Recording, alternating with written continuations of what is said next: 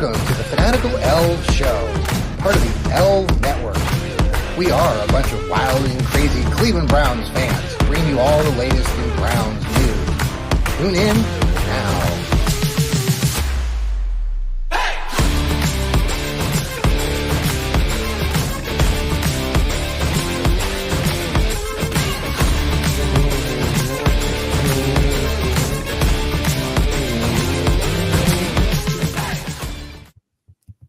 Hey, we are a bunch of wild and crazy Cleveland Browns fans. We are the Fanatical Elfz Network. Welcome, Village Elliott. Welcome, Steve Gill, to a Thursday night edition of our show.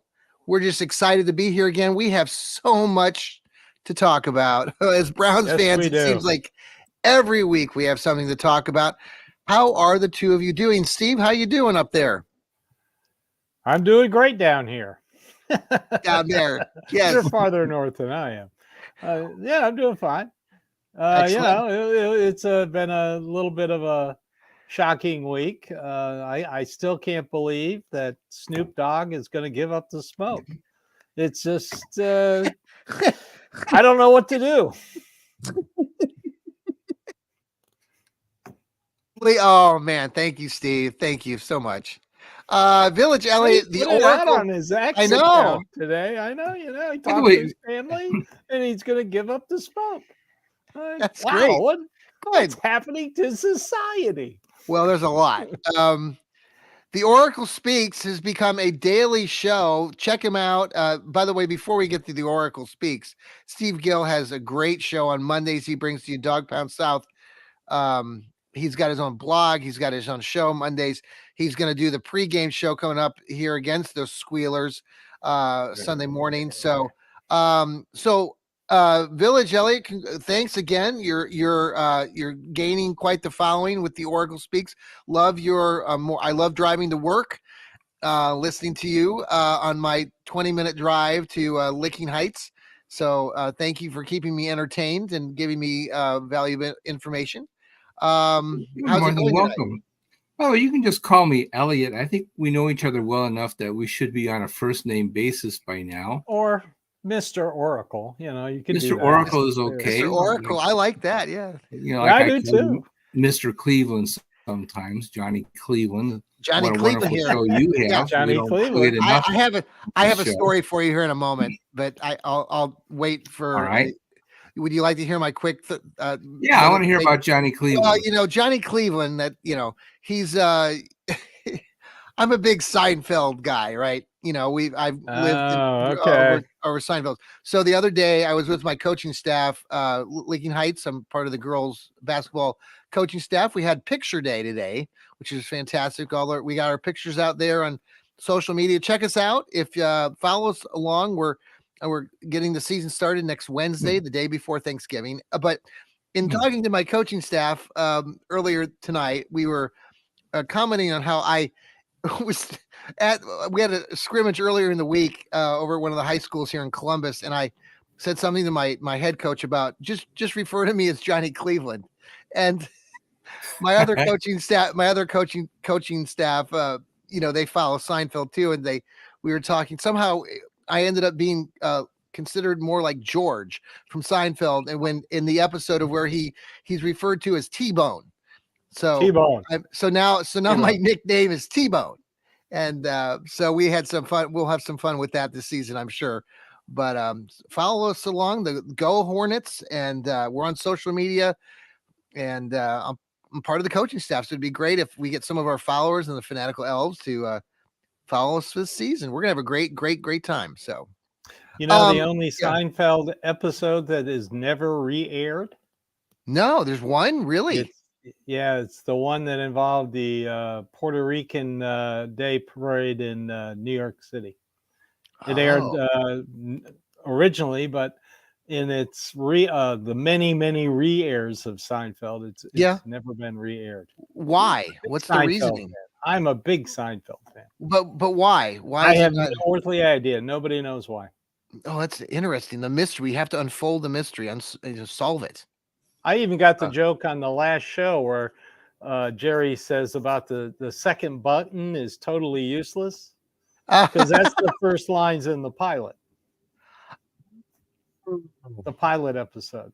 He looks at George and goes, the second button on a shirt is totally I love that. useless. Oh, and that's fantastic. At the end, when they're in the jail cell, that's what he says. So. Yes. Oh, that's great. That's great. Enough about Seinfeld. Yeah, Seinfeld. So let's talk Cleveland Browns. This has been a thoroughly exhausting. I'm as a fan, I think let's just go back. I mean, the shock of losing Nick Chubb in week 2 against these Pittsburgh Steelers that we're going to be playing. Well, we saw that. We saw that. This came out of left field where even the beat writers like Tony Grossi and Mary Kay Cap, I mean, nobody I don't think knew. And I was floored Wednesday morning or whenever the news came out at 8. It was Wednesday morning, right before so the question is Eastern, 8 o'clock Central. The question is how much of what has transpired building up to this last week where he played, how much of that previous injury, and this I was asked this question by some Pittsburgh Steelers fans in a podcast yesterday, might have had a bearing on what happened in the game against the Ravens. None. What? What kind of question is that? Well, because he had an injury that with his right shoulder, correct? Correct? Yeah, and he obviously was feeling better. But I mean, this is a bone fracture, and I think when it happened, it was second quarter, 2nd and 9. The play started about at 12:04. Yeah, the Browns were at the 50-yard line. So he took off. Yeah, he took off, and Patrick Queen nailed him right in the shoulder with his helmet. Wasn't a dirty hit or anything like that. But he got sandwiched between two defenders. Yes, I did and when see he the got highlight. Up and was talking to Patrick Queen, he kind of did this with his shoulder. So right. Yeah, but you don't think there's any connection to the fact that he had no. Okay, because you mean is it a aggravation of the first injury? Oh yeah, yes. No, I would support that. You don't think so, Steve? Though, but you do, and you don't think so. See, I do. I can't. I believe that he was injured and that he never recovered. That that's where I'm coming from. The entire season. I believe that, and I believe that made him susceptible to additional injury. I have anticipated this moment all season long. I have thought that there's a substantial risk of injury to the quarterback. That I've pointed out many times that he has had 2 ACL surgeries, and that he is not a injury-free risk. Right. Or what am I trying to say? A low risk for injury. Sure. As a running quarterback with 2 ACL repairs. I mean, come on. Yeah. You have to expect that there's going to be some chance of injury. So, this should not come as a shock. Nick Chubb has also missed time, and he's a running back. This should not be a shock. It's very unfortunate, but injuries are a part of football. We don't like to think about injuries. No, but they're not. This is not shocking. This is not surprising. Well, the shocking part, though, is that it was not again reported, and then we just found out about it Wednesday morning. The shocking part is that he completed 14 straight passes in the second half with a broken bone in his shoulder. That means that he's unbelievably tough and has an incredible high threshold of pain. That's what it means. It means he gave everything he could for the Cleveland Browns. It's just an unbelievable athletic feat, and I'm just really amazed by what he did. That's the shocking part. The fact that he got hurt is not surprising at all. Okay, Steve, did you want to finish your? I don't. The previous injury is completely different from what he's got here. Yeah, he had a little some tendon soreness. Strain in that thing, and he had rest. He rested for a week. It got better. He played better. He looked good, and then all of a sudden you get a fractured bone from a helmet hitting you in that arm. My only concern is the guy's got to learn to slide. Okay, he needs to learn to slide. Quit getting sandwiched by 2 defensive players. Right. I mean, he put his head down. No, slide. Right. He only got 4 yards, so if you slide, just slide. So okay, good point. And they weren't gonna punt anyway, because did anybody notice that the Browns never punted after the first quarter? No. It was either field goals, touchdowns, or the half. Interesting. That was it. That's I just that Baltimore win still just amazes me. It was amazing. Oh my gosh, it was just utterly fantastic. It was memorable. I have nothing but good things to say about everybody who participated.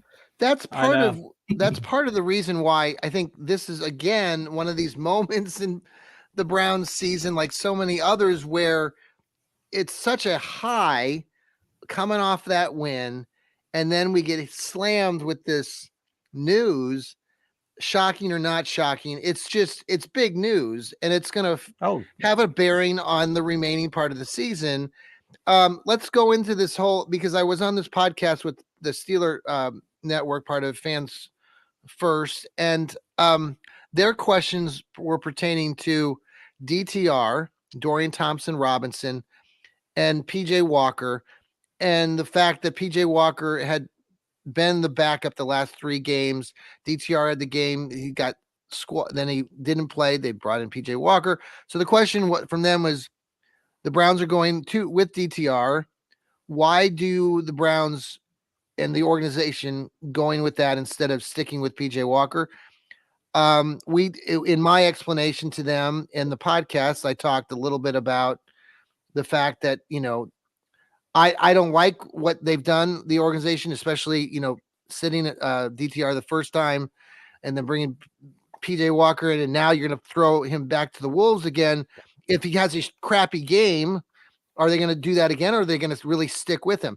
The question is, why do you think that the Browns are going to DTR? In my explanation, I basically said he fits a lot of what Deshaun did. He has the running capabilities, and he had his upside, and the fact that he's younger, and he's, that was probably what they're looking at. So I want your guys' assessments on that. Steve, why don't we start with you and then go over to Mr. Oracle. Steve, you first. Well, first why do you think? Throw out the game against Baltimore that DTR started. He found out he started 3 hours before the game. Oh, and I explained that to them. I agree with you. Forget about that. I agree. His athletic skills mimic Watson. He's 6'2", 200 pounds. Okay. PJ Walker is 5'10", about 180 something pounds. So, and they don't really have to change the offense that much with DTR. So, as compared to Deshaun Watson, athletically, they're similar. He uses his feet more. That's what he did at UCLA. It's still astonishing. He made 50 starts at UCLA. You usually don't see that in a college quarterback. No. But that's the reason why they really don't have to change the offense that much. Okay. That's it. Yeah. No. Okay. Okay. Elliot. Yeah, no, I agree with everything that Steve said. I would add that I think that DTR is a vastly superior quarterback to PJ. Not that there's anything wrong with PJ. If he had to start, it would be fine. Mm-hmm. But I think that PJ did absolutely nothing to earn a starting job. He threw too many interceptions, didn't throw enough touchdowns, didn't make enough yards, didn't hit the open receiver. Yeah. Other than that, he was great. But if you look at his performance, there was nothing there. I don't think that DTR did anything that would have earned him a demotion given the circumstances of his first start against a team that is a number 1 defensive unit in the NFL in the toughest division in football. So I don't think that it was a good decision. I think that the Browns should have relied on their own judgment, their confident judgment, that DTR was a better quarterback than Joshua Dobbs, who, it turns out, proved to be a very capable NFL starter. And so if they believe in themselves and they believe that Dorian Thompson-Robinson is actually better than Joshua Dobbs, then there's every reason to start Dorian Thompson-Robinson. There's no reason to give up on him after one bad start under adverse circumstances in his first game against the #1 defense in the NFL. That was a panic move. I don't know who was that. Haslam ordered that. I don't know who ordered that. I think that was just a very strange decision-making process. Now, I do believe, however, in keeping 3 active quarterbacks at all times. The Browns, the one thing that I do fault the Browns for is that they did not buy an insurance policy when they should have. After that Baltimore game, they should have signed somebody to the practice squad because it was clear that Watson is not completely healthy. It was clear to me and should clear to everybody else in the NFL except for the Cleveland Browns. Let me follow up with that part of that answer that you gave, because this so let's talk about that part with the quarterbacks and finding somebody to bring in. I know there's been they're going to bring in a bunch of them tomorrow for workouts. Yes, and that's what I wanted. So you want to give me a rundown of who that is? I haven't had an opportunity. There's a lot of veterans out there too. There's a lot of names being. No, you're not going to get names. You're not going to get guys that are starting quarterbacks in the NFL to be a. You're not going to get guys on practice squads, because if you sign them off these guys that are sitting at home? Roster. No. You are going to get no. You have a vacant spot because Watson is going on IR, so you do have an open roster spot. So you can do that unless they put Michael Dunn back on the active roster, who is now eligible to come off IR. Well, you've got plenty of people that you could potentially put on IR. I don't think that's a conceptually difficult. What about some of these guys though that are sitting at home, like Nick Foles? Any chance that I know you're laughing? Okay, I mean, I'm throwing out names because names are being thrown out all over social media. So you guys don't think that's no. Nick Foles is not that desperate that he wants a chance to be the 3rd string quarterback. What about the guy that was just released today from your Tennessee Titans down there? Who was released? Asking for a trade? And it wasn't released. He was asking. That's internet trolls. No. Really? Are you kidding me? If we're not spending $20 million on a quarterback, no $20 million quarterbacks. No. Every news channel and radio show in this city would be going bonkers. Okay, that's how I know that's false. No, you're only getting a quarterback that can be obtained for $1 million. That's your limit. Okay. Anyway, anybody who's on an active roster and I know have to pass through waivers, and the Browns are low on the waiver list because they're 6-3. So, so we're looking at basically like your guy. You like Garrett Gilbert? Correct? Yeah. You He's available. About him. Hello, available. You can't make a trade after the trade deadline. I'm sorry. Right. I have trouble believing in making trades when the trades are banned by the NFL. Right. And I think somebody would notice if you started breaking NFL rules right in front of God and everybody. Yes. You can't do this kind of thing. So no Ryan Tannehill. Sorry, it's a nice idea. Plus, we don't have $20 million to pay his salary, whatever it is. Well, the list isn't the greatest in the world. I wouldn't object to Gilbert. I mean, you're going to probably get the Josh Rosens. I mean, he spent a little time with the Browns. You're going to get those kind of guys who are going to come in and work out. Okay, you're not going to get a Joe Flacco. Thank God. That type of person who might sign a contract for $1 million for 10 games. Exactly. Kyle Lauletta, who did not play well at the USFL level, would be available because he knows the playbook. But we're not talking about a star. Right. We're talking about somebody who can come in and be the 3rd string quarterback who is not under contract, somebody we could get from somebody's practice squad. That would happen, by the way, next Monday, because they're protected. They're not available until after game day. Mm-hmm. Right. Let's talk about the upcoming game here in a minute. We're going to take a break here on the Fanatical Elfz, and then we're going to go in and discuss I had about to get the a Squealers. smoke in, so it's a good time. So let's take a break. This is the Fanatical Elfz Show. We will be right back. And we are back. That was a quick 3 seconds, but for you folks who are listening on our audio, thank you for tuning in again on Apple, Spotify, TuneIn, iHeartRadio.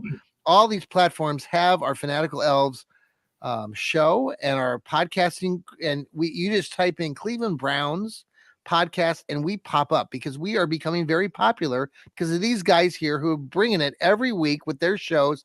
The Dog Pound South podcast, we got the Oracle Speaks show, the Browniacs, What the Elf Was That, the Johnny Cleveland podcast, we got the Browns Blitz, we got the Breakdown the Browns, we got everything. So we're bringing shows every day of the week, and it's because of you guys. We're again 30-40% above where we were a month ago, and those downloads keep increasing our production. We're increasing our production because of your support. So thanks again. Spread the love. Tell all of your Browns fans and family, especially, it's coming up to Thanksgiving. This would be a great time. Say, hey, there's these new guys. I was watching these wild and crazy Browns fans the other day. Right.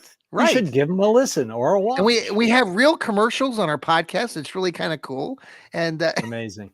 So let's talk about the Squealers, because they are coming to town, and they are 6-3 like us. And I've heard all of your takes on the Steelers, and for whatever, they're 6-3, and there's some things to support that, why they could continue to be good, but there's also things in data that supports that they might not hold on to that. Everyone's thinking that they're going to fall apart, or some people are. Not all of you, and everybody here in the room thinks that.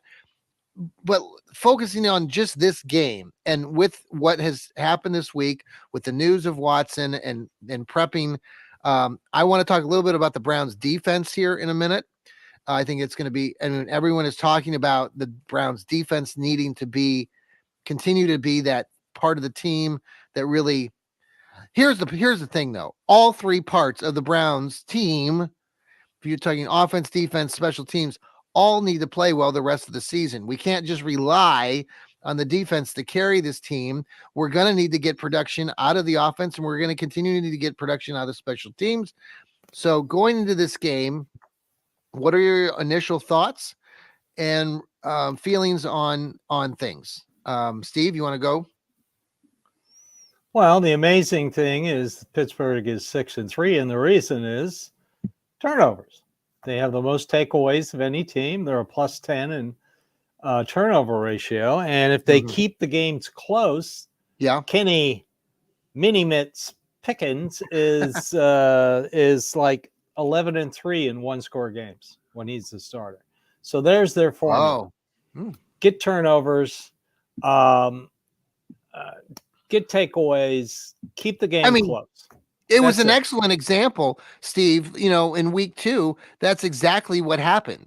Deshaun Watson threw a pick six on the Browns first play. In week 2 in the entire fourth quarter just ran the ball, and even if they didn't make a first down, punt it, our defense was playing so well, Pittsburgh would have never won that game. You didn't need to pass the ball. All you had to do was run it. But anyway. Yes. They're not very – the amazing thing is, they're last in the league in getting in the red zone. They've gotten into the red zone 18 times. And usually by this time in the season, the team that has that lowest rate usually has been in the red zone 20 times. So that shows you they really don't get in the red zone that much. Right. And by the way, the Cleveland Browns are number 1 in not allowing teams in the red zone. Oh, wow. Okay. So now you had shared some other stats earlier off air. The one that got me, there was the one about the turnovers in the red zone. that the Steelers have created? Oh yeah, they're number 1 in the league in getting turnovers. See, that's in the red zone. That's how they ended their last 2 games. Thursday night against Tennessee, Will Levis throws a interception in the end zone. Last week against the Packers, Jordan Love throws a interception in the end zone. So, you just gotta control the ball.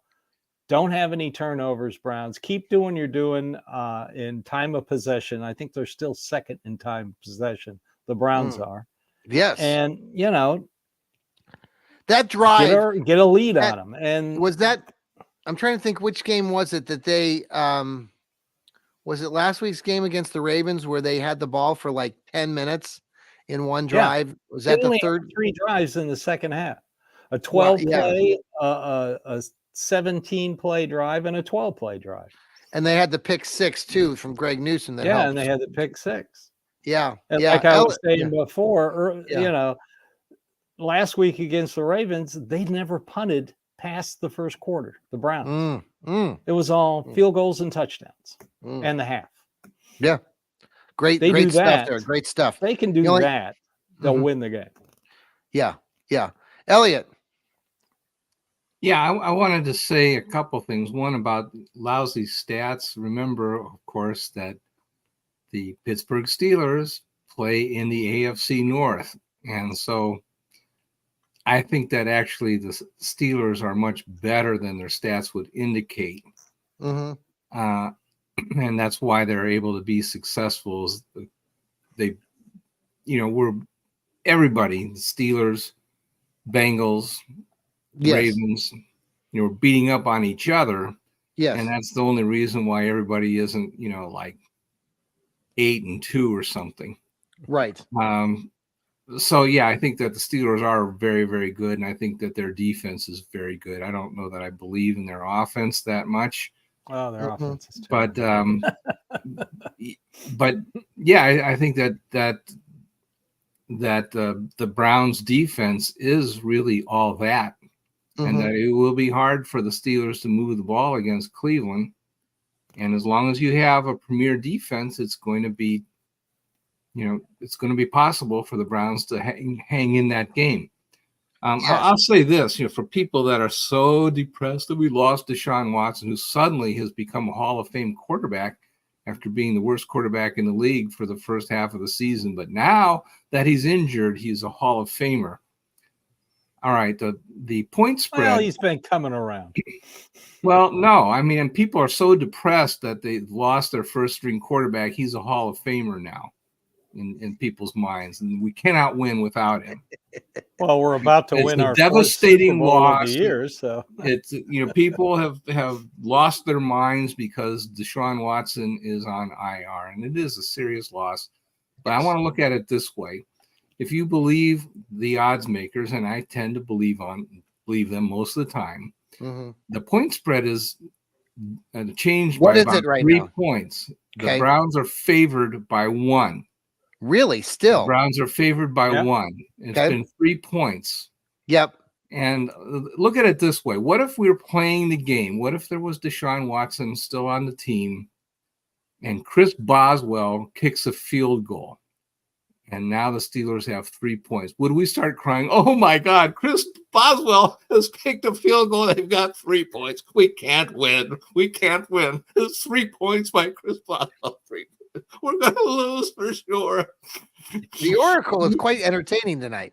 Well, yes, he is. I'm just playing out the emotions of the Cleveland fan base. It's just as stupid. It's kind of like, Elliot, it's kind of like because we lost the starting quarterback, even though we've got a backup quarterback who can come in and according to the smartest people who set the point spreads, it's worth about 3 points. It's worth 1 Chris Boswell. Have you seen goal.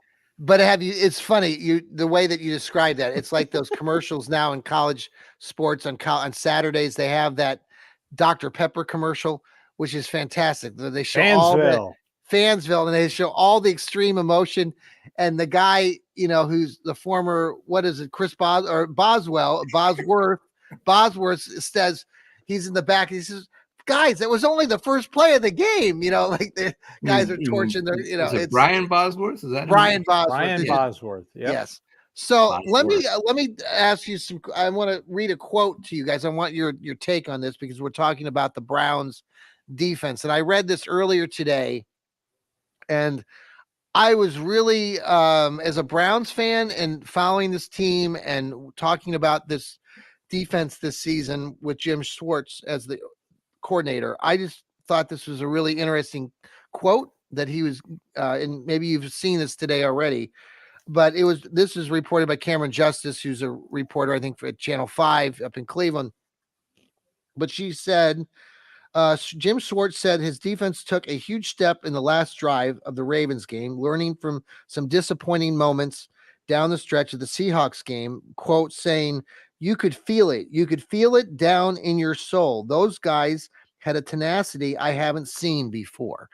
And for me as a Browns fan, and in hearing that from the coach who works with players every day in the trenches and sees this, and me as a coach, and you guys have maybe coached and stuff. I mean, I took that very interestingly because I really believe that. And I think it's a really good thing as you look at this Browns team that they're really starting to click. And, thinking about all the conversations we've had on this network going back to this summer. And I remember, all of us talking about it, and Joel K, the left guard, who's, been in the trenches and played, he's talked about, getting to that point where then the defense is, communicating and gelling. And that's really what we're seeing. And to get a quote from Jim to say that, I just thought that was really telling. And I wanted your take about just that and this defense. Elliot. Yeah, I think what Jim is saying in the politest terms is that after the helmet ball interception in Seattle, that he felt that his defense kind of sagged and played at a lower level than they could have. That game was actually winnable, even though the Browns were playing at a disadvantage on defense, that they could have shut them down and still won the game, but that they had a letdown on defense. Yes, it was a bad break that the ball bounced off the helmet of the Seattle player, and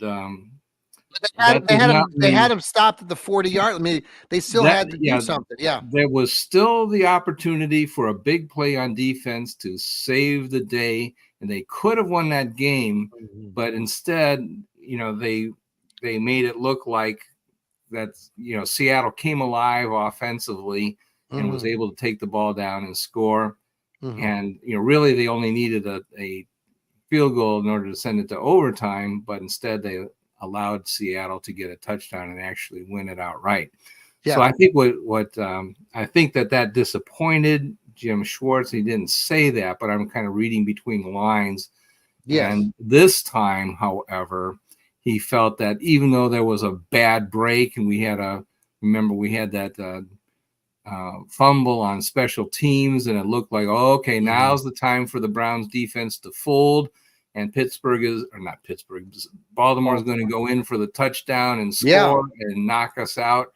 That didn't happen this time. This time, well, they did score. Yeah, but this time the Browns defense held them to a field goal. No. They scored a touchdown. They scored a touchdown. They scored a touchdown. What? They scored. Yeah. Yeah, they scored a touchdown. But they had to go against the refs too, where I think they threw 3 holding calls against the Browns defense to make sure that the Ravens scored the touchdown. Okay. All right. Well, so my story isn't quite factually correct, but I do believe that the defense never let down. And that as the game progressed, they continued to fight back, and eventually the Browns won the game. But I think he felt that the Browns defense responded to adversity in this game in a way that they didn't quite respond in Seattle. That's kind of what I'm reading between. Here, I'll give you an example. Steve, I'll give you an example.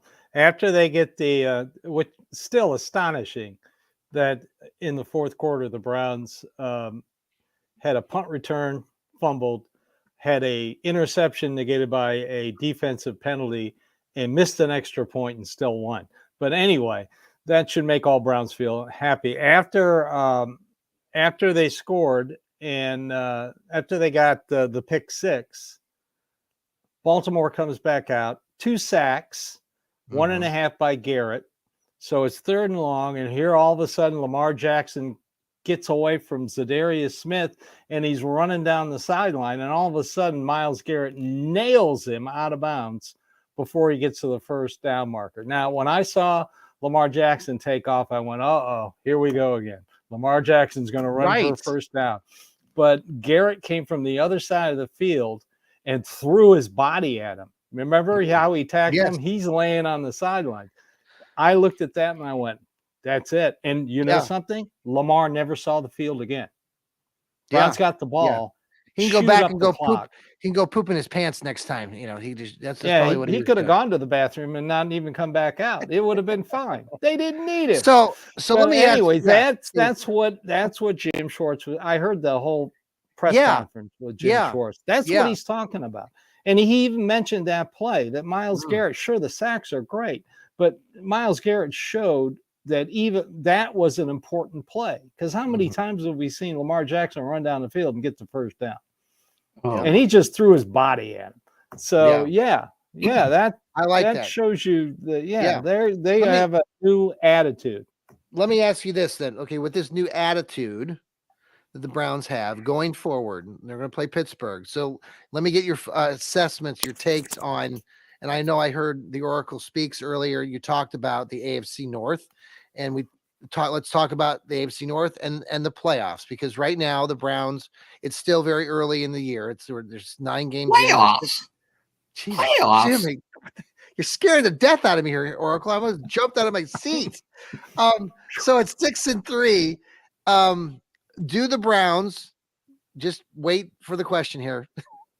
Do the Browns have still a good shot at the playoffs? What do they need to do, and how do they stack up against the rest of the AFC North?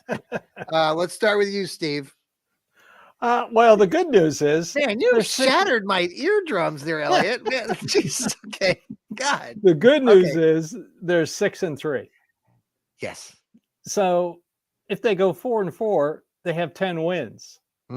But the amazing thing, depending on what happens tonight and what happens Sunday, come Monday morning, they could be the leader of the AFC North. They could be in first place.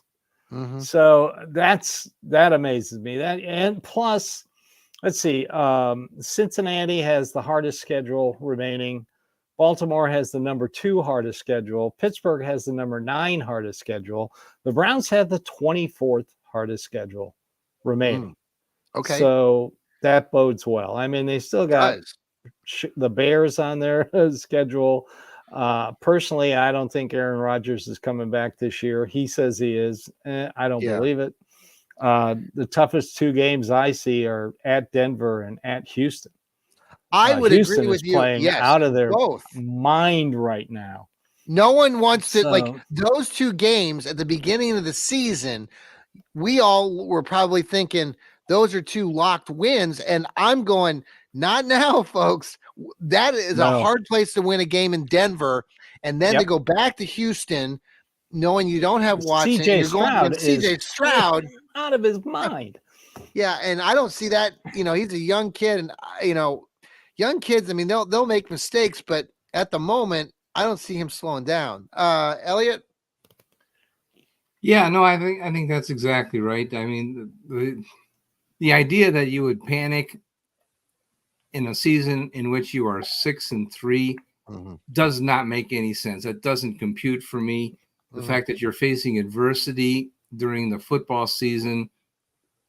What football season does not have adversity? How many adversities have they faced already?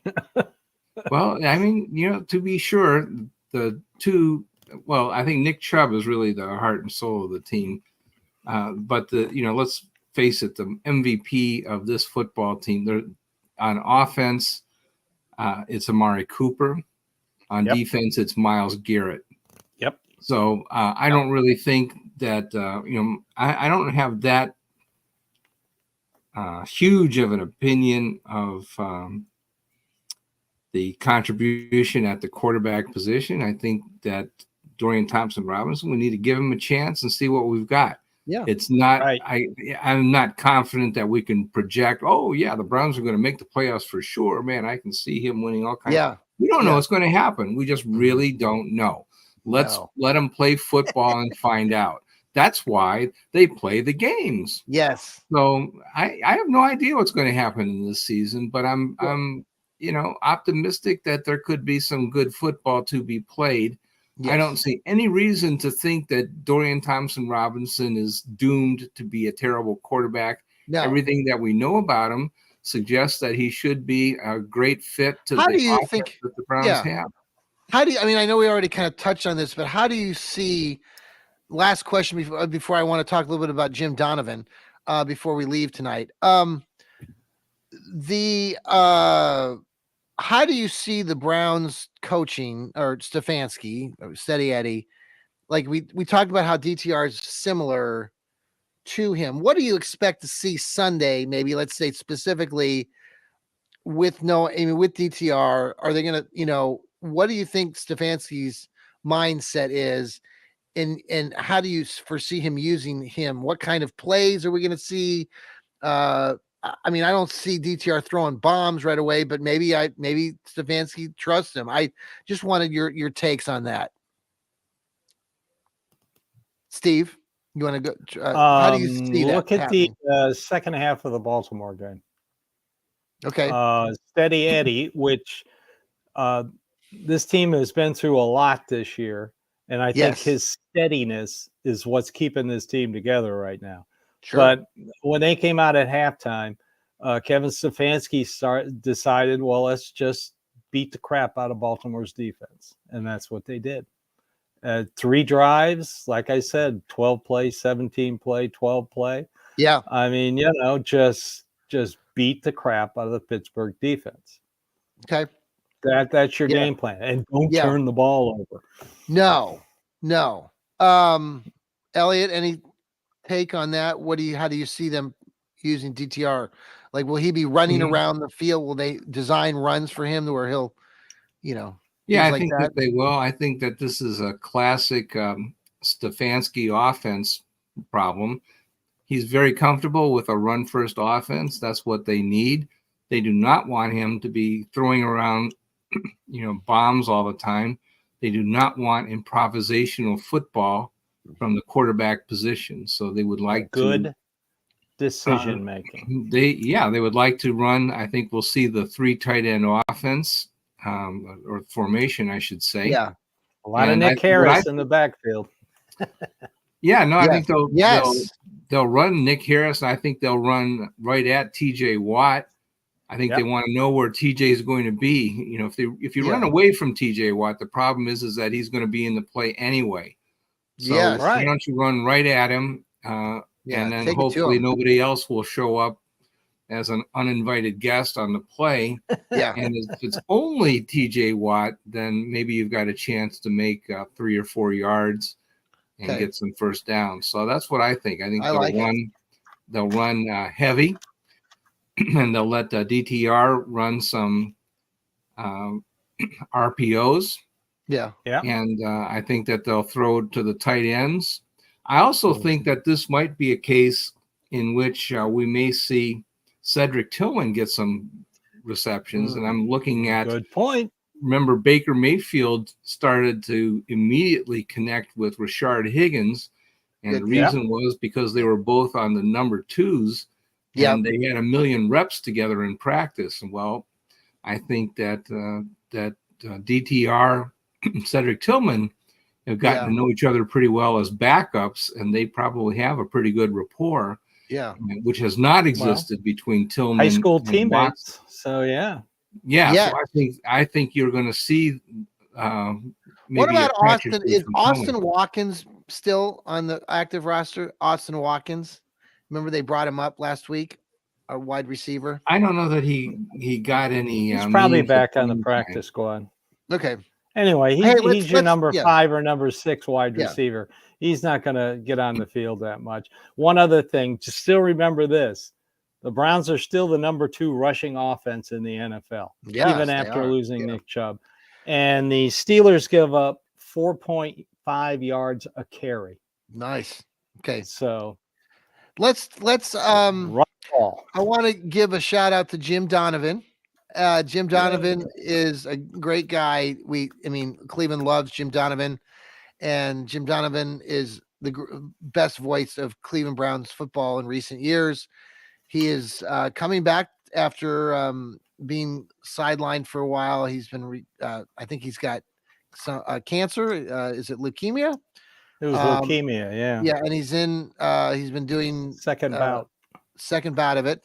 So he's coming back, and just wanted your thoughts on Jim. I've listened to him for years, like both of you, and I will oftentimes search after games or during the game if I can, listen to it. And, if I missed the call, if I watched it on TV, I want to hear what Jim's had to say on certain plays. They've been replaying some of these old plays and clips, like the Josh Cribbs run back against Pittsburgh in a game. I don't know what year that was, but where the ball kind of got away from him, and then he got it, and then he was able to maneuver and make a wonderful 90-yard or run 99 yard.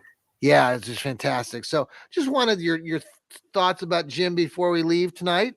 Steve, you want to go first, and then Elliot, you can go second. Well, the last couple of years I've worked out my watching the games at home problem that I don't have to pay for. But 3 or 4 years ago, if I couldn't get the feed, I would just go over to the Cleveland Browns website and click the radio link, and I just listened to it in my office through my laptop. So he is brutally honest. Most announcers are fanboys of the team because they get their check from the team. Yes. But Jim Donovan, he'll tell it like it is. If it doesn't work, he'll go, why the heck they try that? So that's what you got to love about him. Yeah. Well, we're excited. I'm excited to hear him again. Elliot? Well, I too am a cancer survivor. Okay. I will add personal testimony that cancer really sucks. And Jim, I'm just so glad to see you back doing what you love. And I'm just rooting for you all the time, and so happy to see you back at work. It's just outstanding. All it takes is just one bout with cancer, and all of a sudden point spreads and stuff like that just aren't quite as important as they used to be. And sports is a lot more enjoyable. Yeah. And every moment is more enjoyable.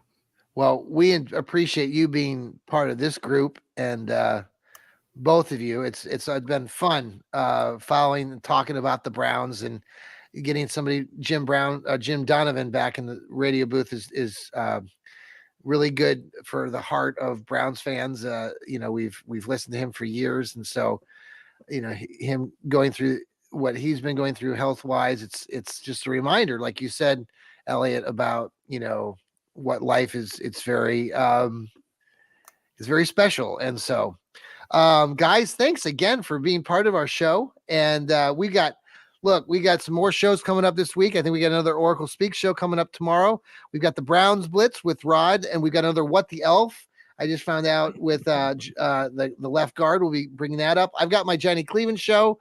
So there's still lots of shows. So please tune into us, listen to us, follow us on YouTube, watch us on the X, spread the love, tell folks again about us. We're coming up to Thanksgiving. I hope everyone has a great Thanksgiving.